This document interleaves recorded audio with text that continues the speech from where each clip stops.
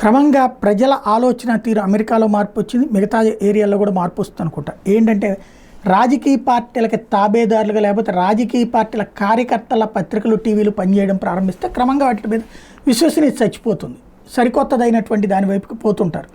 దానికి సాక్ష్యం social media ప్లాట్ఫామ్కి సంబంధించి తాజాగా ఏదైతే ర్యాబిట్ హోల్ లాంటి వాళ్ళ అంచనా ప్రకారం పొలిటికల్గా బ్యాలెన్స్డ్ పరంగా చూస్తే ఎక్స్ సంస్థ బ్యాలెన్స్ చేసిందని 48% మంది, అంటే ట్విట్టర్ 47% మంది చేయలేదంటున్నారు. యూట్యూబ్ బ్యాలెన్స్ చేసిందని 45% మంది బ్యాలెన్స్ చేయలేదని 52% మంది మాట్లాడుతున్నటువంటి పరిస్థితి.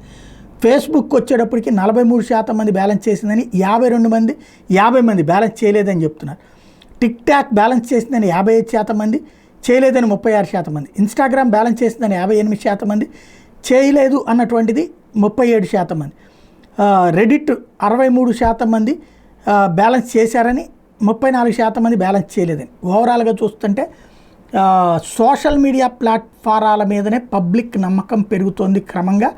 మెయిన్ స్ట్రీమ్ మీడియాకి ఇది ఒక పెద్ద చెంపపెట్టు లాంటి ఉదంతం.